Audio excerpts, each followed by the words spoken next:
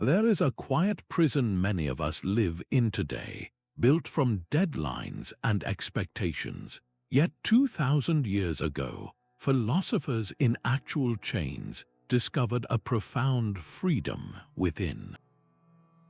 Marcus Aurelius wrote, "You have power over your mind, not outside events. Realize this, and you will find strength." He penned those words not in a palace, but during a brutal war. This video will reveal the exact mental practices that built unbreakable minds in the face of exile and imprisonment. You will learn how to apply these same principles to find resilience in your own modern challenges. How did some individuals not just survive their confinement, but use it to forge a deeper wisdom? What is the first step to building a fortress within your own mind? What does it truly mean to be free, regardless of your circumstances? By the end, you will possess a toolkit of timeless techniques to fortify your inner world against any external chaos. What part of your own life sometimes feels like a cage you cannot escape? The first step to building an unbreakable mind is a radical acceptance of our own limits. This is the core of the Stoic dichotomy of control, a practice that begins by drawing a simple, stark line between two categories. On one side are the things within our power, our opinions, our impulses, our desires, and our aversions. On the other side is everything else: our body, our possessions, our reputation, and our command. The philosopher Epictetus, who knew the sting of slavery firsthand, opens his handbook with this very idea. He wrote, "Some things are within our power, while others are not. Within our power are opinion, motivation, desire, and aversion. Whatever is not of that sort, consider it beyond your power." This was not a philosophy of surrender, but one of supreme strategic focus. It is about ceasing to waste your finite energy fighting storms you cannot calm, and instead learning to steer your own ship with impeccable skill. Consider a political prisoner locked in a cell. They cannot control the lock on the door, the length of their sentence, or the actions of their captors. These things lie outside their power, but they possess absolute sovereignty over their inner world. They can choose to fill their mind with learning, rehearsing poetry, or planning a future book. They can control their dignity, their response to provocation, and the quality of their own thoughts. By pouring all their energy into this inner realm, they transform their prison from a place of punishment into a classroom for the soul. Where in your own life are you exhausting yourself trying to control the uncontrollable? Is it the traffic on your commute, the opinion of a difficult colleague, or the outcome of a project filled with variables? That mental effort is a chain you can choose to drop. The moment you stop arguing with reality and focus only on your own judgments and actions, you experience the first taste of a profound and unshakable freedom.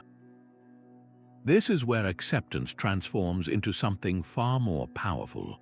What if you could not only endure your fate, but learn to love it? The Stoics called this Amor Fati, a love of one's fate. It is the radical decision to embrace everything that happens, including hardship and loss, as if you had chosen it yourself. This is not passive resignation. It is an active mindset, a deliberate search for the value and opportunity hidden within every single circumstance, even the most painful ones. Marcus Aurelius offered a stunning image for this practice. He wrote, "The impediment to action advances action. What stands in the way becomes the way. Think of a fire. A log thrown onto the flames is an obstacle, yet it is also the very fuel that makes the fire burn brighter and hotter." Your greatest trials can become your greatest teachers if you choose to see them that way. Consider the philosopher Musonius Rufus, who was exiled multiple times. Instead of crumbling in self-pity, he used his banishment as a forced opportunity. He set up a school wherever he was sent, teaching philosophy to anyone who would listen. His exile did not silence him.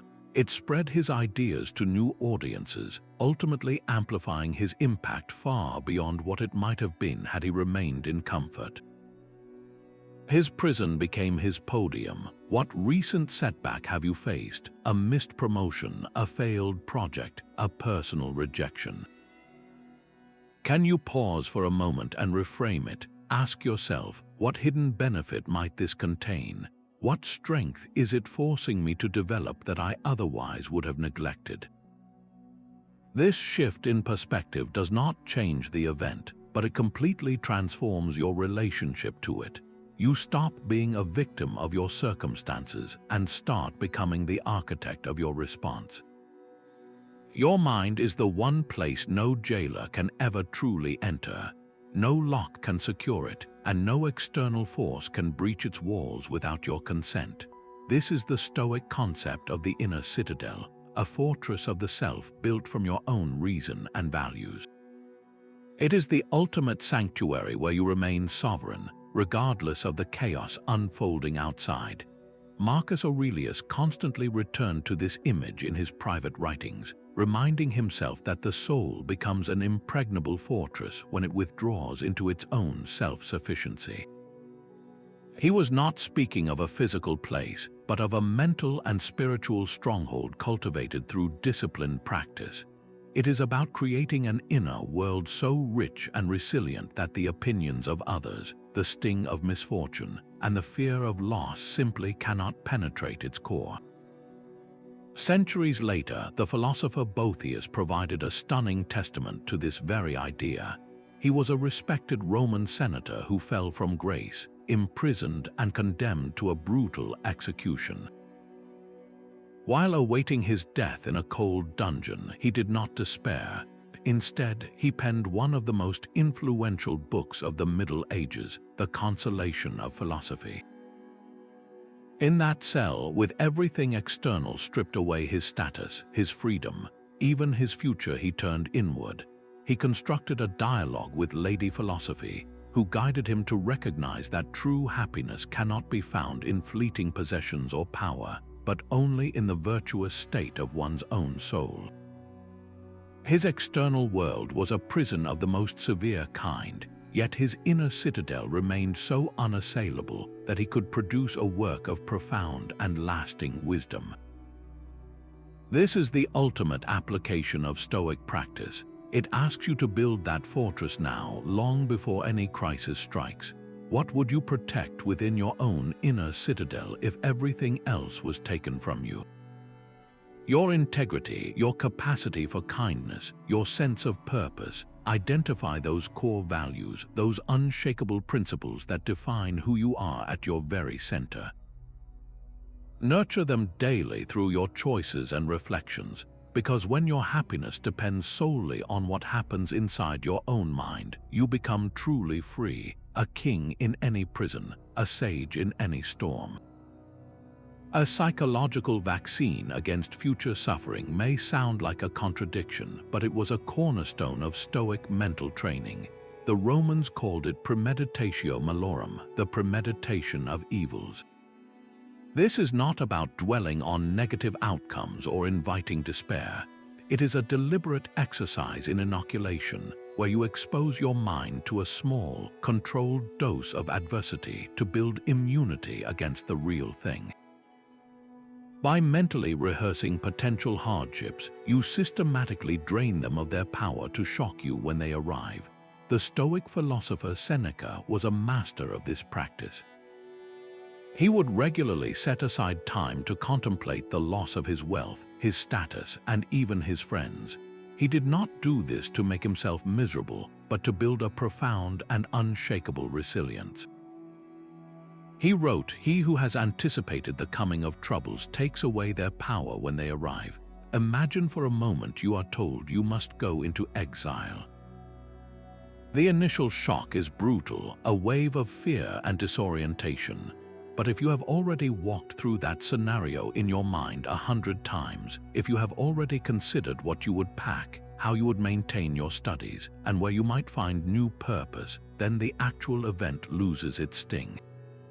The terror is replaced by a calm readiness because you have already lived through it in your imagination. This practice transforms the unknown into the familiar.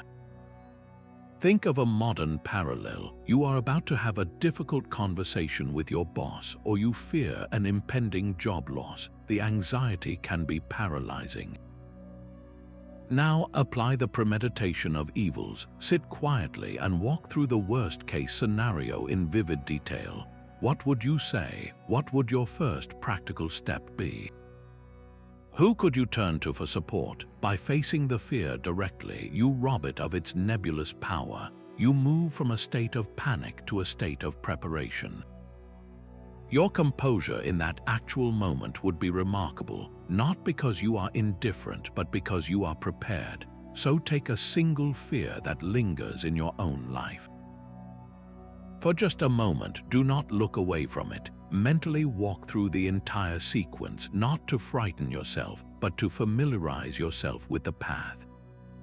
Notice how, once you have stared directly at the outcome you dread, the anxiety around it often begins to soften, replaced by a quiet confidence that you could, in fact, handle what comes next. Those worries that feel so immense today, how significant will they seem 100 years from now? This is the heart of the Stoic exercise known as the view from above, a powerful cognitive shift that pulls you out of your immediate drama and places your life within the vast canvas of time and space.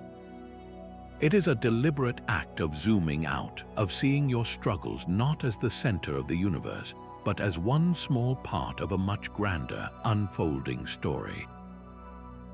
The goal is not to diminish your experience, but to contextualize it, to drain it of its overwhelming urgency and replace it with a profound, calming perspective. Marcus Aurelius constantly practiced this, reminding himself to frequently contemplate the swiftness of all that passes and comes to be. Look back at the immense void of time and forward on another infinity. He would consider the entire cosmos, the countless stars and worlds, and then see his own city as a mere dot, his own palace as a tiny hut, and his own life as a fleeting whisper. From that vantage point, the criticisms of a rival or the loss of a political favor simply lost their power to disturb his peace. Imagine a person serving a long prison sentence. The days can feel endless, the walls unbearably close, but if they practice the view from above, they might begin to see their cell not as their entire world, but as one small room in the immense, sprawling prison of human history. They might think of all the souls who have endured confinement before them, and all who will after. They could look up at the night sky through a barred window and remember that the same stars shine on their captors and their loved ones, on cities and deserts, connecting them to a whole that is far greater than their immediate suffering. This perspective does not erase the hardship, but it frames it within something so large that the hardship cannot consume their entire identity. The next time a problem feels like it is closing in on you, try this simple experiment. Pause and take a mental step back. See your challenge from the viewpoint of next month or next year. Then pull the camera back further. See it from the perspective of your entire lifetime, then from the view of a century, then from the scale of human history itself. Notice how the sharp edges of your anxiety begin to soften. The problem may still be there, requiring your action, but its shadow no longer darkens your entire sky. What feels like a storm cloud directly overhead is revealed as a single, passing weather system on a vast, open plain. This shift is a form of liberation, a way to reclaim the space that worry has occupied, and to remember your small but meaningful place in a beautiful, enduring whole. Freedom begins in the brief, silent gap between what happens to you and how you choose to respond. This is the heart of the Stoic Discipline of Assent, a powerful practice of inserting a conscious pause before automatically agreeing with your initial, raw impressions. It is in that space that your true power resides, the power to decide whether an event will disturb your peace or not. Epictetus, who had every reason to react with fury to his enslavement, offered the core insight. He taught men are disturbed not by things but by the views which they take of them. The criticism from a colleague, the traffic jam that makes you late, the unexpected bill, these events are neutral in themselves. It is the story you instantly tell yourself about them, the judgment you immediately stamp with your approval, that creates the emotional storm. That automatic judgment is the first whisper of an impression, and your assent is your agreement to make it real. The practice is to catch that whisper and question it before you give it your endorsement. Imagine you receive a harshly worded email from your boss. The initial impression is a jolt of panic, a story that screams, "I am in trouble, I am failing, my job is at risk." The untrained mind immediately assents to this story, and the body follows with a surge of stress hormones. You might fire off a defensive reply or spend the rest of the day consumed by anxiety. But what if, in that critical moment, you created a pause, you observed the initial panic without becoming it? You question the impression, is it true that I am failing, or did I simply make one mistake? Is this email a personal attack, or is it my boss' own stress being poorly communicated? By withholding your immediate assent, you break the chain. The event remains the same, but your internal state is no longer its prisoner. You reclaim the authority to choose a calmer, more rational interpretation. Think of a recent moment when you reacted impulsively, perhaps in an argument with a loved one or in a moment of professional frustration. The words were out of your mouth before you even thought them through. Now rewind that moment in your mind. What if you had inserted just a 3-second pause between the trigger and your reaction? In that tiny window, you could have questioned the initial impression that made you feel so threatened. That simple act of questioning does not change the other person or the situation, but it changes everything about your experience of it. It transforms you from a reactor, pushed and pulled by every external event, into a sovereign actor, deliberate and composed. This is how you build the final, essential defense for your inner citadel, not with walls of stone, but with the gentle, unwavering power of a pause. Some of the most profound Stoic wisdom we possess was never intended for publication. It was written in private journals by philosophers grappling with immense pressure, using the simple act of writing to steady their minds. The Meditations of Marcus Aurelius is the ultimate example, a personal diary composed by a Roman emperor during military campaigns, political turmoil, and personal loss. He was not writing to teach others, but to remind himself of the principles he needed to survive. This practice of written self-dialogue transforms the chaotic noise of our inner world into a structured, manageable conversation. The physical act of writing forces a certain clarity that thinking alone rarely achieves. It takes a swirling, subjective emotion like anger or fear and places it on the page, turning it into an object you can observe and analyze from a distance. You are no longer simply feeling the storm, you are now the meteorologist studying its patterns. You can ask your own words, is this judgment true? Is this reaction proportional? What would my wiser self advise in this situation? This creates a space for reason to speak back to raw emotion. The Stoics formalized this with a practice known as the evening examination. Each night they would review their day with a written account, not to punish themselves but to learn. They would ask, where did I act in alignment with my values today? Where did I fall short? When did I allow an external event to disturb my peace? This was not about guilt, but about progressive training, like an athlete watching game footage to improve their performance. You can start this practice with a single, troubling thought that has been circling in your mind. take a piece of paper and write it down in a simple sentence. Perhaps it is, my colleague disrespected me in that meeting, or I am going to fail this important project. Now, with your pen, become your own Stoic mentor. Write down a series of questions beneath that initial statement. Is this thought based on an indisputable fact, or is it my interpretation? What part of this situation is truly within my control? If my best friend had this same thought, what calm advice would I offer them? The very process of forming these questions and answers with your hand forces a slower, more deliberate pace of thinking. It breaks the cycle of repetitive, anxious thoughts and empowers you to reclaim authorship of your own narrative. What single sentence, if you wrote it down tonight, would begin to loosen its grip on you? To fear loss less, you must practice having less. This is the radical logic behind the Stoic practice of voluntary discomfort, a deliberate and temporary choice to embrace hardship in order to build immunity against the fear of it. The goal is to expose yourself to small, manageable doses of deprivation so that when life inevitably forces a larger hardship upon you, you are not paralyzed by shock but fortified by experience. You are, in essence, vaccinating your mind against the terror of losing what you take for granted. Seneca, one of Rome's wealthiest men, was a passionate advocate for this exercise.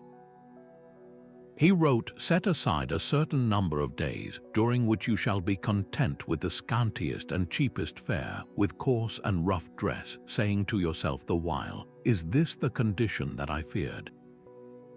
He would periodically practice poverty, sleeping on a hard bed and eating simple food, not as a punishment, but as a vital reminder that happiness does not reside in his luxurious villa or fine linens. By voluntarily stepping into a state of need, he proved to himself that he could thrive without his possessions, thereby robbing fate of its power to threaten him with their loss. The modern equivalents of this practice are all around us if we choose to see them. It could be taking a cold shower instead of a warm one, not to punish the body, but to train the mind in embracing momentary discomfort with equanimity. It could be fasting for a single meal, discovering that the pangs of hunger are temporary and that your strength does not vanish with a missed lunch. Perhaps the most relevant today is a voluntary digital detox, setting aside your phone for an entire evening to confront the quiet and your own thoughts, proving that your sense of self is not tied to the constant stream of notifications. These are not acts of self-denial for its own sake. They are drills for the soul, preparing you for the day when a real financial setback, a health challenge, or an unexpected isolation might arrive. So what one small comfort can you choose to go without for just a single day? It might be that morning coffee, the afternoon social media scroll, or the comfort of constant background noise. Observe your reaction to its absence. Do you feel a subtle anxiety, a restless emptiness? That very feeling is the chain you are learning to break, a direct glimpse into the dependency you are now training yourself to overcome. This small, voluntary act is a declaration of independence, a quiet way of telling the world that your peace is not for sale, and that your happiness is built on something far more durable than fleeting comfort. Anxiety lives in the future and regret dwells in the past, but your power exists only in the present moment. This is the final, practical thread that ties all Stoic resilience together, the discipline of anchoring your attention firmly in the now. The Stoics understood that a mind adrift in time is a mind vulnerable to suffering, crushed by the imagined weight of what might come or haunted by what has already been. But a mind focused on the immediate, actionable present becomes unbreakable, because it is only in this single, fleeting moment that we can ever truly act. Marcus Aurelius offered a direct command to himself, a reminder to stop the mental time travel. He wrote, "Do not let your imagination be crushed by life as a whole." Do not try to picture everything bad that could possibly happen. Stick with the situation at hand. This was his way of saying, deal with the task directly in front of you, not the terrifying story you are telling yourself about all the tasks that might follow. For someone facing a decade in prison, the totality of the sentence is a psychological mountain too heavy to lift. But the routine of today, the simple act of making a bed, reading a page, or writing a single paragraph of a letter, is a manageable stone. By concentrating only on laying that one stone, hour by hour and day by day, the immense wall of time is built without the soul being crushed by its scale.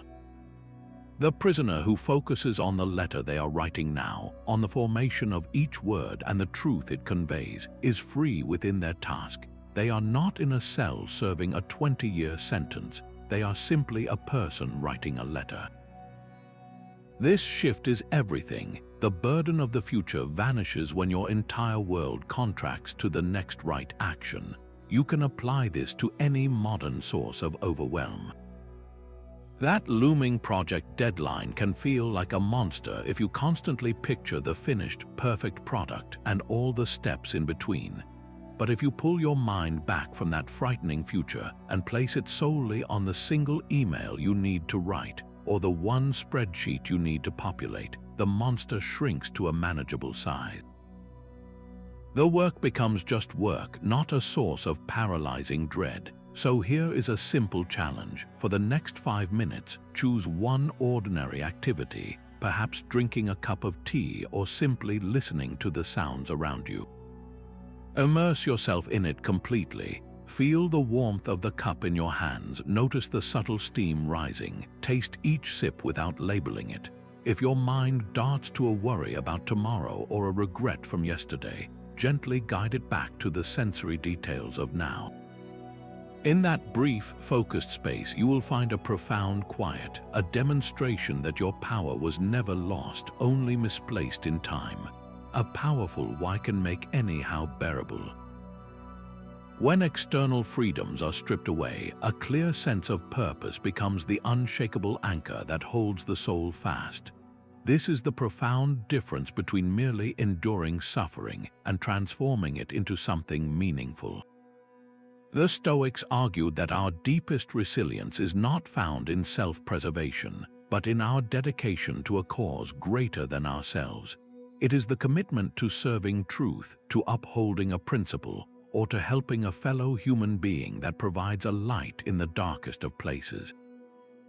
Epictetus, who knew the role of a slave intimately, framed this as a sacred duty. He taught that your life is like a play and you are the actor. Your job is not to choose the role, but to play the one you have been given well, whatever it may be. Whether you are cast as a beggar, a cripple, a public official, or a private citizen, your sole task is to perform that part with excellence, dignity, and virtue.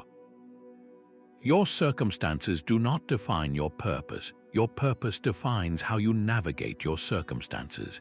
History offers a stunning example in Thomas More, the Lord Chancellor of England, who was imprisoned in the Tower of London for refusing to endorse a political act that violated his conscience. Stripped of his title, his wealth, and his freedom, he was left with nothing but his principles. Yet that commitment to a truth he held higher than his own life sustained his spirit through isolation and the threat of execution. He wrote letters to his daughter, offering comfort and guidance, and he maintained a wit and serenity that baffled his captors. His prison cell became a stage where he played his assigned role, that of a man of integrity, with such conviction that his story echoes through centuries. He was anchored not by the hope of release, but by the unwavering knowledge of why he was there. This is the ultimate application of purpose. It asks you to look beyond the immediate discomfort and connect your actions, however small, to a larger whole. Are you a parent? Then your duty is to model resilience for your children. Are you a creator? Then your purpose is to bring something true into the world, even if only for a handful of people. Are you a friend, a neighbor, a citizen? Your role carries responsibilities that can give profound meaning to your struggles. So pause for a moment and ask yourself this defining question. If you were to lose everything else tomorrow, your job, your home, your comforts, what single duty or purpose would be left to sustain you? What is the core why that would give you a reason to get up in the morning, to face another difficult day with your head held high? Identifying that anchor now is not a morbid exercise. It is the act of building your final and most essential line of defense. We are taught to grasp things tightly, but the Stoics practiced the opposite. They learned to hold the world with an open hand, to use it without being used by it. This is the subtle art of cognitive detachment, a mental stance that allows you to enjoy the gifts of fortune without ever becoming their servant. The Stoic is not an ascetic who shuns all pleasure. They can have wealth, appreciate a comfortable home, and enjoy a good reputation. The crucial difference is that their core happiness, their sense of self-worth, is never mortgaged to these external things. It remains anchored securely within, in their character and their virtue. This inner anchor is what makes any external loss bearable, even trivial. Seneca, a man of immense wealth, wrote extensively on this very idea. He advised treating your possessions as a guest treats a comfortable inn. You enjoy the lodging, the warmth, and the meal, but you never mistake the inn for your permanent home. You hold it lightly, knowing you will leave it behind in the morning. He wrote, "Let us set our hearts in a place where the spite of another cannot reach them." If you wish to be stripped of your vulnerabilities, do not lay claim to anything that is not your own. A powerful historical example lies in the fate of many Roman senators who were exiled. One such man, stripped of his political power, his villa, and his social standing, was forced to confront a fundamental question: who was he without his title? At first, the loss was agonizing, but by applying this Stoic detachment, he could begin to shift his focus. He learned to find profound value in the simple act of a philosophical discussion with a small group of students, in the quiet time to write, or in the beauty of a sunset viewed from his humble new surroundings.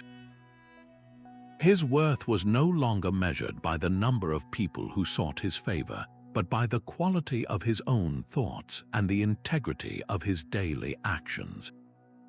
He was using his new, constrained circumstances rather than being crushed by the loss of his old ones. So take a moment for a brief, internal inventory. Make a mental list of 3 things you genuinely enjoy in your life right now. It could be your job title, your savings account, a particular relationship, or even the reliable comfort of your daily routine. Now for each one, ask yourself not with fear, but with calm curiosity, how would I cope if this were gone? What part of me would remain intact and unshaken, ready to find value and purpose in a new reality? This is not an exercise in pessimism. It is the practice of proving to yourself that your freedom is real, because it does not depend on what you have, but on who you are. The mind is a garden, and what flourishes there depends entirely on the seeds you plant each day. You can cultivate resentment for the weeds and the harsh weather, or you can deliberately nurture gratitude for the soil itself and the single, stubborn flower pushing through the cracks. For the Stoics, this was not a passive feeling of thankfulness that arrived on good days. It was an active, disciplined search for the good, a determined effort to find light even in the darkest of prison cells. Where an ordinary person might see only confinement, a Stoic would train themselves to find specific points of appreciation. They might be grateful for the moment of sunlight that crosses the floor each afternoon, for the guard who speaks to them with a shred of dignity, or for the profound, uninterrupted silence that allows for deep thought. This practice systematically rewires your perception, forcing you to look beyond the obvious hardship and discover the small, sustaining gifts that are always present. Marcus Aurelius began his days with this exact ritual. Before facing the immense burdens of empire, he would write in his personal journal, listing things he was grateful for. He did not thank the fates for his power or wealth. Instead, he expressed gratitude for the virtues of his family members, for the teachers who had shaped him, and even for the basic health he still possessed. He was planting the seeds of gratitude before the day's storms could even arrive, fortifying his mind with a baseline of appreciation that no external event could easily erase. You can begin this practice with the very challenges you face. Think of a recent difficulty in your own life, a source of stress or disappointment. Now, search for one specific, concrete thing that arose from it for which you can feel a genuine, if quiet, sense of gratitude.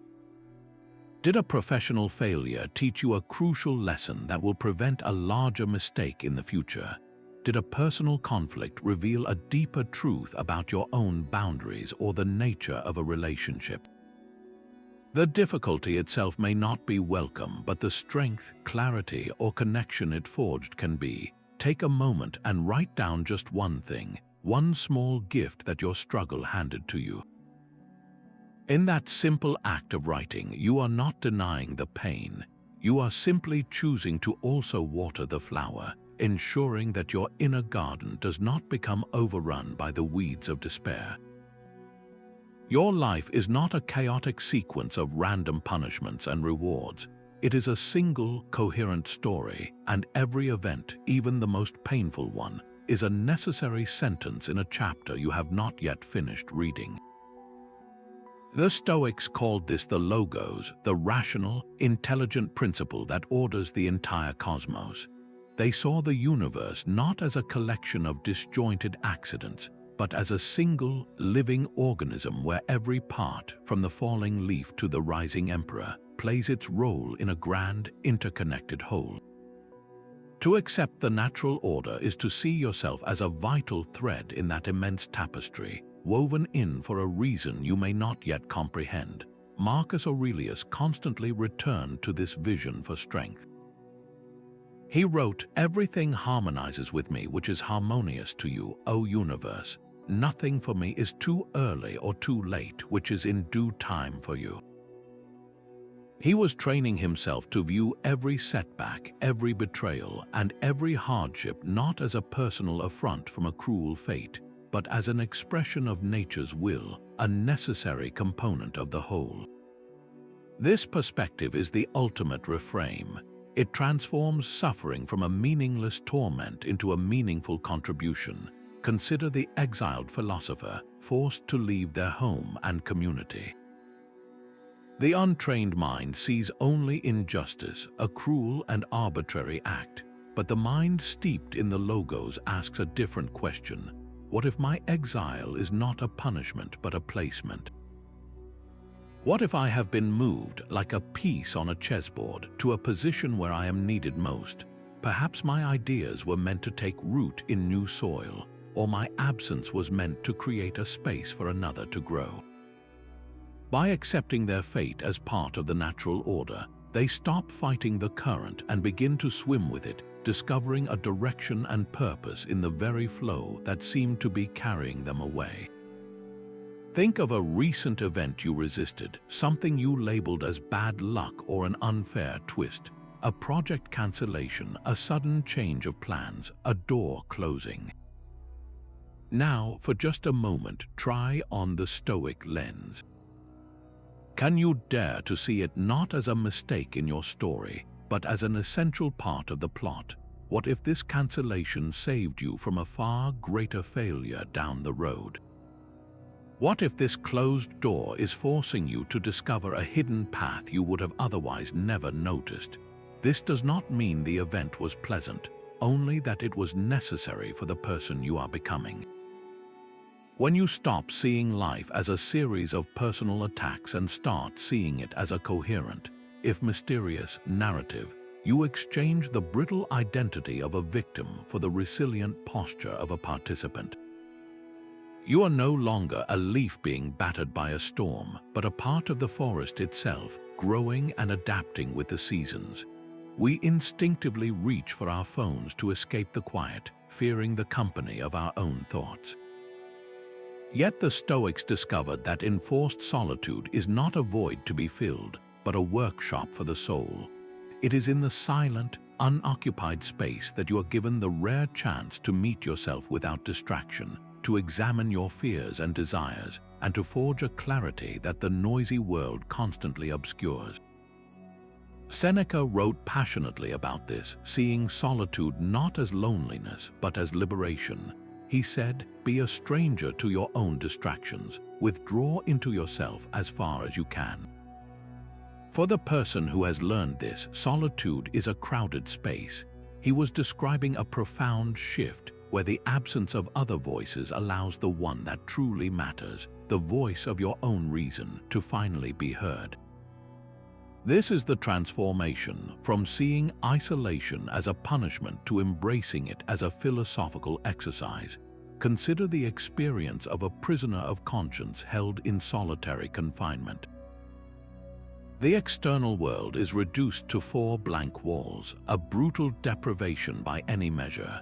Yet many have used this exact environment to conduct the deepest work of their lives. They turn inward, replaying their core beliefs, examining their motives, and strengthening their resolve against interrogation.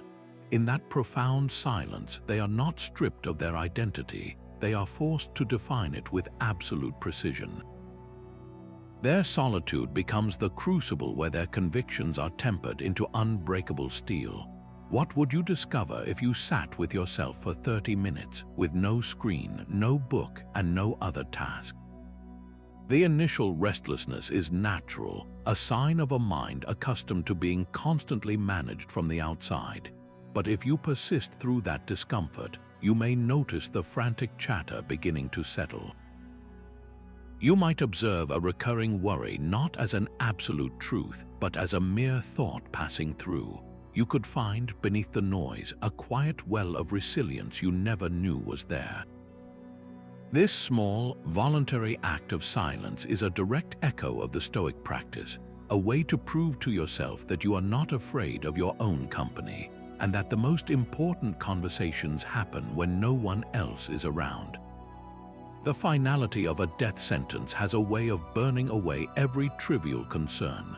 This stark confrontation with mortality lies at the heart of the Stoic practice known as Memento Mori, a Latin phrase meaning "remember you must die." Far from a morbid obsession, this was a powerful mental exercise designed to inject urgency, integrity, and vivid appreciation into every single day. The Stoics believed that remembering our end is the key to beginning a life truly worth living. Marcus Aurelius wrote to himself, "You could leave life right now." Let that determine what you do and say and think. He did not use this thought to foster despair, but to cut through procrastination and hesitation, to ensure that his actions in the present moment were aligned with his deepest values. For a prisoner facing execution, the abstraction of death becomes a concrete reality. The pettiness of old grudges, the fear of minor social slights, the endless pursuit of status, all of it falls away, revealing what is eternally significant.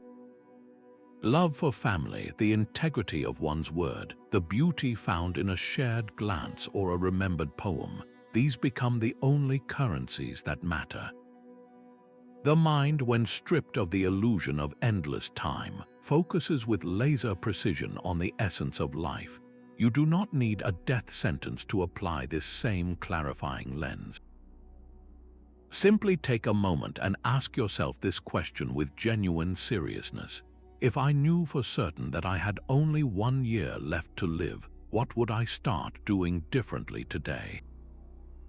Perhaps you would finally write that letter of reconciliation, spend less time scrolling and more time truly talking, or have the courage to pursue the work that feels like a calling. Write down just one of those things. The purpose is not to live in fear of an imminent end, but to stop postponing your life. Remembering that the show will eventually end is what makes you determined to play your part with everything you have right now. True wealth is measured not by what you have, but by what you can do without. This Stoic art of finding contentment with little is a deliberate discipline, a skill sharpened through practice that renders a person immune to the sting of deprivation. It is the mental equivalent of packing a single, perfect bag for a long journey, carrying only what is essential, and therefore traveling light and free.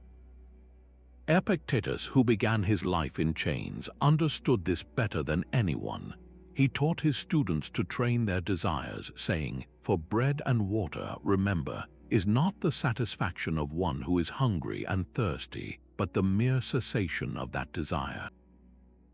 And a rough cloak is not the adornment of the body, but a shelter from the cold. His focus was not on the objects themselves, but on the state of mind they produced, a state of sufficiency, where basic needs are met and the soul is left unburdened by endless wanting. This is the ultimate freedom from circumstance. Imagine a philosopher exiled to a barren island. His library is gone, his comfortable bed is a memory, his social status means nothing. Yet he wakes each morning to the sound of waves. He spends his days in deep conversation with a few companions or in solitary reflection. He finds a strange, profound joy in the taste of simple food earned by his own labor, in the warmth of a coarse blanket under a star-filled sky. His world has shrunk in size, but it has expanded in meaning. He is not waiting for his old life to return, because he has discovered that the core ingredients for a good life were always within his reach. His happiness is no longer tied to a list of possessions, but to the quality of his own thoughts and the depth of his engagement with the present moment. This is a power you can cultivate right now. Look around your own life and identify one non-essential possession, one comfort or convenience you take for granted.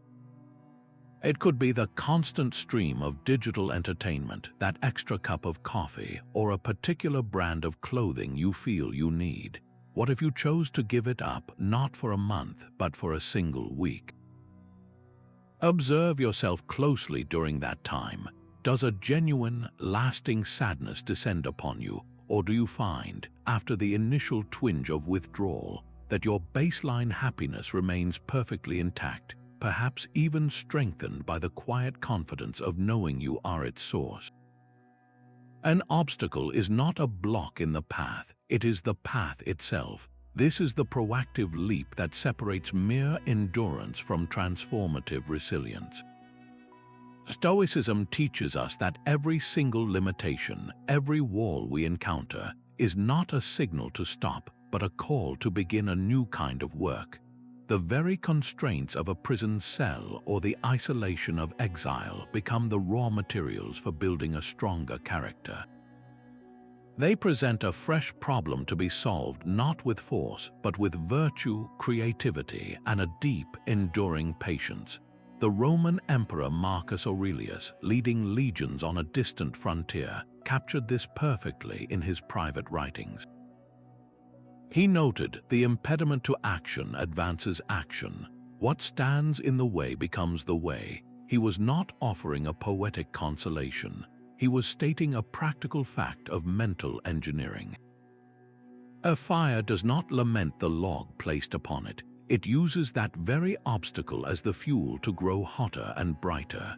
Your greatest challenges are not interruptions to your journey. They are the terrain of the journey itself. Consider the exiled writer, stripped of their community and familiar surroundings. The silence and solitude could easily be a recipe for despair. Yet, this very emptiness becomes the blank page upon which they compose their magnum opus. With no social obligations and no external noise, their focus sharpens to a laser point. The isolation, which was meant to silence them, instead provides the undistracted space necessary for their most profound work to be born.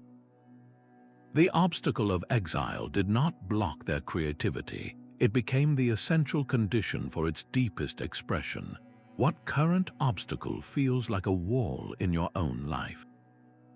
Is it a financial constraint, a health issue, or a difficult relationship? Pause for a moment and reframe it as the assigned material for your next project in personal growth. Ask yourself this one question: how could this very limitation be used as a catalyst to develop a skill, deepen a relationship, or clarify a purpose you have been avoiding? The obstacle is not your enemy. It is your training ground, and the path forward is carved directly through its center.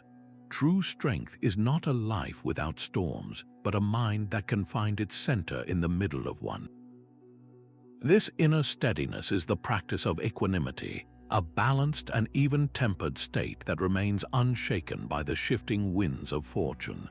It is not about feeling nothing, but about mastering your reactions so completely that neither the sting of an insult nor the thrill of a victory can knock you off your feet for long. Seneca, who advised his friend on how to face both political success and the threat of exile, described this ideal. He wrote that the wise person's mind is like a deep, still lake sheltered within a peaceful glen. High winds may whip the surface of the sea, but this inner lake remains placid and undisturbed. It is a calm built not on ignorance of the world's chaos, but on a profound trust in your own reasoned judgment. Picture a Stoic philosopher standing trial on false charges. The courtroom is loud with accusations, the faces of the jurors are stern, and the threat of punishment hangs heavily in the air. An ordinary person might be consumed by fear, anger, or desperate pleas, but the Stoic, grounded in equanimity, meets this scene with the same composed demeanor they would have on a quiet walk in a garden. They listen carefully, they speak the truth clearly, and they accept the outcome, whatever it may be, not because they do not care, but because their self-worth is not on trial. Their integrity is an internal possession that no external verdict can ever touch. The next time you feel your emotional state suddenly rocked by an event, a harsh word from a boss, or a frustrating delay in your plans, notice the jolt without immediately becoming it. That moment of noticing is your point of power. Your practice is to gently, deliberately, guide your mind back from the drama of the reaction to a more neutral baseline. Ask yourself, is my frantic response improving this situation, or is it simply adding inner chaos to an outer challenge? Each time you choose the calm of the lake over the turmoil of the stormy sea, you are not being passive. You are actively building the kind of strength that no prison and no provocation can ever break. In a world that can strip you of your title, your home, and your freedom, it cannot touch your character unless you willingly surrender it. The Stoics built their entire system of resilience on this one unshakable foundation, that the only true good is a virtuous character. Your wisdom, your courage, your sense of justice, your self-discipline, these are the only possessions that are completely and utterly yours. No external force can rip them from you. Everything else, from your health to your reputation, belongs to the category of preferred indifference, things that are nice to have but are not essential to your worth or your happiness. This is the ultimate shift in how you measure your own life, moving the measuring stick from the outside world to the inner sanctum of your own choices. The philosopher Epictetus, whose body was owned by a master, drove this point home with stunning clarity. He taught that you are not your body, and you are not your reputation. You are your faculty of choice, your capacity to use impressions rightly. He was saying that your essential self is not the flesh and bone that can be imprisoned, nor is it the opinion others hold of you that can be shattered by gossip. Your core identity is your power to choose your response, to act with integrity no matter the circumstance. When you judge yourself by this internal standard, you become immune to the fickle praise and condemnation of the world. Consider a political leader who falls from grace, exiled in disgrace after a public scandal. At first, their entire identity is shattered, built as it was on the shifting sands of popular approval and power. The loss is agonizing, but if they apply this Stoic principle, they begin a profound reconstruction. They stop asking, "What do people think of me?" and start asking, "What kind of person am I choosing to be today?"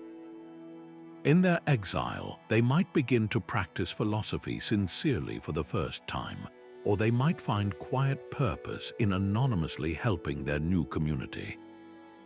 Their new identity is not built on a title, but on the daily practice of courage in facing their new reality and justice in their small interactions.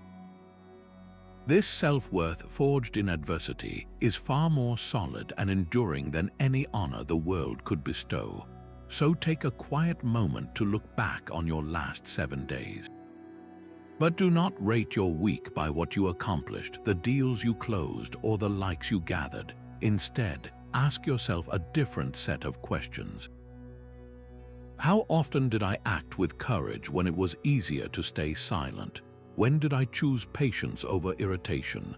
Did my actions align with my deepest held principles of fairness and kindness? This internal report card, judged by the only metric that truly lasts, reveals the unassailable fortress you are building within, a fortress no external storm can ever breach. Your cell may be solitary, but your mind can host the greatest conversations in history. The Stoics discovered a profound antidote to the ache of isolation by cultivating a sense of belonging to a vast, invisible community. This is the principle of cosmopolitanism, the belief that we are all citizens of the universe, connected to every other rational being by a shared spark of reason. You are not a lonely island, but a vital part of a cosmic city that spans continents and centuries. Marcus Aurelius constantly reinforced this connection in his private thoughts. He wrote, "What brings no benefit to the hive brings none to the bee."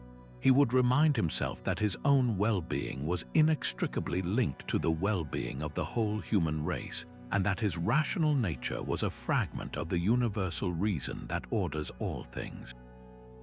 This was not an abstract theory for him. On the frontier, far from Rome, he drew strength from the idea that he was performing his duty for this larger community, and that his actions contributed to a cosmic harmony. Imagine a political prisoner in a cold, dimly lit cell.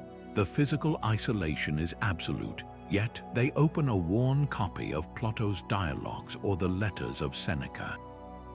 As they read, they are no longer alone. They are in dialogue with Socrates, facing his unjust execution with calm courage. They are debating with Cato, who chose principle over power. These figures become more than historical names. They become companions, mentors, and fellow citizens in the Republic of the Mind. Their struggles and their wisdom echo across the ages, offering not just ideas but solidarity. The prisoner realizes they are part of a long line of people who have chosen integrity over comfort and reason over despair. This sense of belonging to something timeless can fortify the spirit against any present hardship. So who is that figure for you, whose words, read in a quiet moment, make you feel a sense of kinship and shared strength? It might be a philosopher, a poet, a scientist, or a leader from any era. Reach for their work when you feel alone. In that act of reading, you are building a bridge across time, affirming that you are a citizen in that great, unwalled city of the wise. Service to others builds a fortress of purpose around your own fragile heart. Even in the most dire personal circumstances, committing to action for the common good provides a profound source of strength and meaning, pulling you out of the prison of self-concern and into the freedom of contribution. The Stoics called this the discipline of action, and it insists that our duty to the human community is not suspended by our own hardship. It is, in fact, most essential then. Marcus Aurelius constantly reminded himself of our interconnectedness, writing, "What brings no benefit to the hive brings none to the bee." He saw humanity as a single body, where an injury to one limb is felt by the whole, and the health of the whole depends on the function of each part. Your actions, no matter how constrained your situation, are your way of fulfilling your role in that greater body. Consider a prisoner serving a life sentence. Though walls are permanent, the future is bleak, and self-pity would be an easy, understandable refuge. Yet, one prisoner chooses to use his knowledge to teach others to read.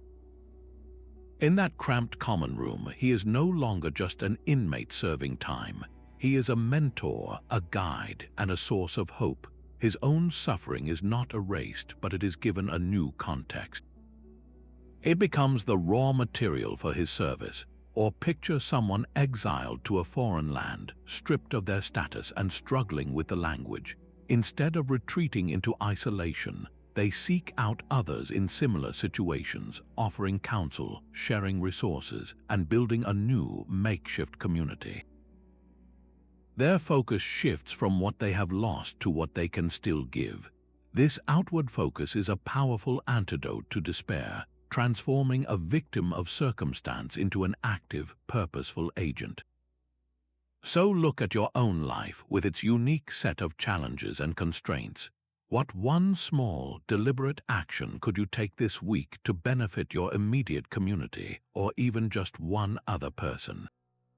It does not need to be grand. It could be a genuine, uninterrupted conversation with a lonely neighbor, volunteering an hour of your specific skill to a local group, or simply offering patient kindness where you would normally react with frustration. In that single act of turning outward, you are not just helping another, you are fortifying your own spirit, building a resilience that is rooted not in what you have, but in who you choose to be for the world. Courage is not the absence of fear, but the clear judgment that a principle is more important than the panic you feel. The Stoics understood this distinction perfectly. They did not seek to become emotionless statues, but to ensure that their deepest values would always dictate their actions, even when their hearts were pounding. This mastery over fear is built by systematically dismantling its power source, which is almost always a faulty judgment about some future evil that may never arrive. Our practices of premeditation and the dichotomy of control are the primary tools for this work. They expose fear as a phantom, a story we tell ourselves about a future we cannot control and often misjudge completely. Seneca put his finger on the precise mechanism of our anxiety. He wrote, "We suffer more often in imagination than in reality."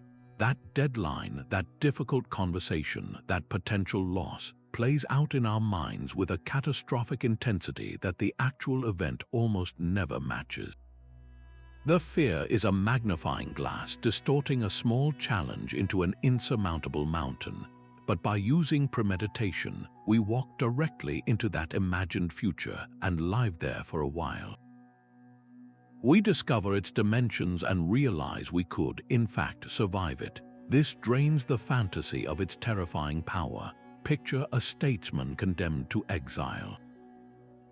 The decree is read aloud in a crowded forum, and all eyes turn to him. But instead of a face contorted by terror, his expression is one of calm readiness. This is not because he is unfeeling, but because he has already walked this path in his mind 100 times. He has already judged that his integrity is more important than his comfort, his principles more valuable than his property. He has rehearsed the packing of his bag, the journey from the city, the establishment of a simple life in a new place. The event itself is merely the final step in a process he has already completed internally. The fear has nowhere to land because the judgment has already been made. So what is the single fear that holds the most power over you right now? Is it the fear of financial instability, of a relationship ending, of a professional failure? Name it clearly. Now pick up a pen and write down the one Stoic principle from our journey that could best help you manage it. Is it the premeditation of evils, to walk through the worst case and familiarize yourself with the path? Is it the dichotomy of control, to stop wasting energy on what you cannot change? Is it Amor Fati, to find the hidden opportunity within the struggle itself? Writing it down makes it a commitment, a deliberate strategy for the next time that old, familiar panic begins to whisper in your ear. Fortune's wheel turns with an indifferent rhythm, lifting kingdoms to glory before grinding them into dust. The Stoics saw this not as a tragedy, but as the fundamental nature of reality. To build an unbreakable mind, you must internalize a simple, sobering truth. All external circumstances are temporary. Your health, your wealth, your reputation, and your power are merely guests in your life, not permanent residents. They will arrive, and in time they will depart. Understanding this impermanence is not pessimism, it is the ultimate preparation. It allows you to hold these gifts with a light grasp, so that when fortune inevitably spins her wheel again, you are not shattered by the fall. Seneca, in his profound work on the shortness of life, chastises those who live as if their good fortune will last forever. He writes, "You are living as if destined to live forever. Your own frailty never occurs to you. You act as if all you possess is built on a foundation of stone, when it is balanced on a cliff's edge." He urges us to remember that life is more like a play where the props are on loan, and the final curtain can drop at any moment. This perspective makes the loss of any single prop less catastrophic, because you never mistook it for the play itself. History offers a stark example in the life of Seneca himself. As the tutor and later advisor to the Emperor Nero, he reached the absolute pinnacle of Roman society, amassing immense wealth and political influence. Yet he wrote extensively about the instability of fortune, mentally preparing for his own fall. When that fall came, when Nero turned on him and demanded his suicide, Seneca met his end not with the shock of a man betrayed, but with the calm resolve of a philosopher who had seen the wheel turn his entire life. He had already, in his mind, lost everything he had. The actual loss was merely the final scene in a drama he had long rehearsed. Think back to a moment in your own life when you were on a high, perhaps a professional triumph or the peak of a relationship. That feeling of invincibility, of everything being perfectly in place, where is it now? It passed. Now recall a deep low, a period of grief or failure that felt endless. That too passed. Both states, the euphoric and the agonizing, were visitors. They did not stay. This reflection is not meant to diminish your joys, but to liberate you from the fear of your sorrows. When you truly know that no condition is permanent, you can navigate both with a steadier hand, appreciating the sun while it shines, and trusting that the rain will not last forever. Your mind, like any muscle, grows stronger not from comfort but from deliberate strain. This is the purpose behind the Stoic practice of voluntary self-denial, a form of mental calisthenics designed to fortify your willpower and bring razor-sharp clarity to your thoughts. The goal is not to lead a life of misery, but to conduct a series of personal experiments that prove a liberating truth. Your core happiness is not held hostage by your external comforts. The philosopher Musonius Rufus taught that enduring hardship is the most excellent training for the soul, just as physical exercise is for the body. He argued that by willingly embracing what is difficult, we build a resilience that makes the inevitable hardships of life feel familiar and manageable rather than shocking and devastating. This is how you prepare your mind for any prison, any exile, any loss, by demonstrating to yourself, in small, controlled ways, that you already possess everything you need to be content. A modern application of this could be as simple as committing to a 24-hour period without a single complaint. you would quickly discover how much mental energy is normally wasted on resisting minor inconveniences, and how much quieter and more focused your mind becomes when that channel of negativity is closed. Or you might try a day of eating only very simple, plain food, not for dietary reasons, but to break the automatic association between pleasure and consumption. In that space, you rediscover the basic fuel of a meal, and you prove that your mood does not need to be engineered by taste. So choose one small pleasure, your morning coffee, the background noise of a podcast, the reflex to check your phone during a spare moment, and consciously set it aside for just one day. Do not treat it as a punishment, but as a research project into your own mind. Observe the initial tug of desire, the subtle emptiness, and then watch as your awareness expands to fill that space. You are not losing a comfort, you are gaining a profound insight that you are the source of your own strength, and no external thing is your master. The heavy door slams shut, and the lock turns with a final, echoing click. You are alone in a cold, stone cell, arrested on false charges with no certainty of release. This is the ultimate test, the moment where philosophy meets the unforgiving wall of reality. How would a mind trained in Stoicism navigate the shock and terror of the first 24 hours?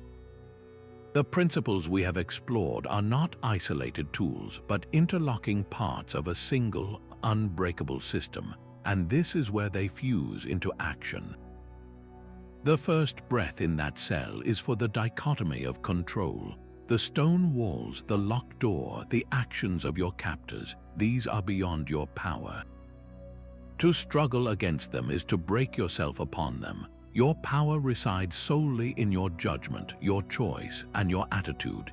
You accept the four walls not with despair, but with the clarity of a strategist assessing the battlefield. Then comes Amor Fati, the love of fate. This is not what you would have chosen, but it is what has happened. You embrace it. You search for the opportunity within the obstacle. This isolation is a forced retreat from the noise of the world, a chance for undistracted self-examination. The prison is your new classroom. As the initial panic rises, you invoke Premeditation Malorum. You have mentally rehearsed this very scenario. You have already walked through the loss of comfort, the sting of injustice, the fear of the unknown. Because you have visited this place in your mind, the reality feels strangely familiar, its sharp edges dulled by preparation. You are not shocked, you are prepared. Your inner citadel becomes your sanctuary. You withdraw into the fortress of your own reason. You recall the words of Epictetus, a man who knew chains. It is not things that disturb us, but our interpretations of them. This cell is a place of confinement, but it is your judgment that will make it a hell or a place of peace. You begin the discipline of assent, questioning every fearful impression that assaults you. The thought whispers, "You will die here." You pause, and in that space you respond, "That is a possibility, but not a certainty. My task is to live with virtue in this moment, right now." You remember your purpose. Perhaps your role now is to endure with dignity, to become an example of resilience for others, or to use the silence to compose your thoughts. This duty becomes your anchor, and through it all, you practice the view from above. You see your small cell not as the entire universe, but as one tiny point in the vast sweep of human history, a history filled with others who have endured the same and found meaning in their suffering. This perspective does not remove the hardship, but it places it within a context so large that the hardship cannot completely consume you. Imagine a philosopher upon arrest, calmly asking for a pen and paper as he is led away.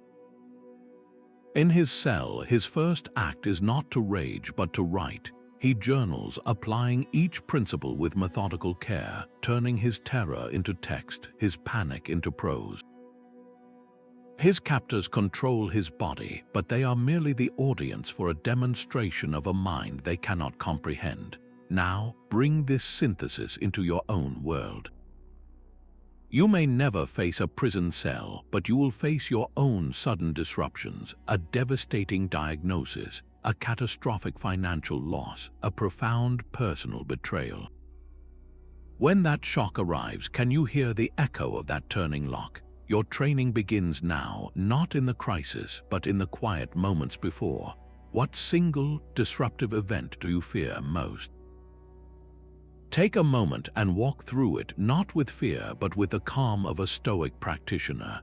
Apply the dichotomy first, then Amor Fati, then each tool in sequence. This mental rehearsal is not morbid. It is the final step in forging a mind that remains unshakable, not because the world is kind, but because you have built your citadel, brick by reasoned brick, long before the storm ever arrived. The unbreakable mind is not a gift bestowed upon a lucky few. It is a fortress constructed by hand, one deliberate thought, and one chosen response at a time. Throughout this journey, we have explored the tools for this very construction, a radical focus on what you truly control, a courageous embrace of the fate you are given, and the profound discovery of a freedom that exists within any circumstance. These are not ancient relics, but living practices for the modern world. The Stoic path teaches that your prison, whatever form it takes, can become your training ground. Your daily frustrations and your deepest struggles are not interruptions to your life. They are the raw materials for building resilience. The goal is not to avoid the storm, but to learn the art of standing firm within it. This is the freedom Epictetus spoke of when he declared, "No man is free who is not master of himself." His chains were physical, but his spirit was utterly unshackled because his happiness depended on nothing his captors could touch. Your own challenges, from the minor irritations to the major life upheavals, are your personal workshop. They are the place where you get to practice drawing the line between what is yours to command and what is not, where you can search for the hidden opportunity in a setback, and where you can retreat into the quiet citadel of your own reason.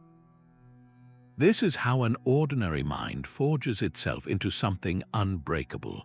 The work begins not tomorrow, but in your next moment of choice. Which of these Stoic practices will you try first to strengthen your own inner fortress? Share your commitment in the comments below, and if you found this guide valuable, subscribe for more practical wisdom to help you navigate life with greater clarity and resilience.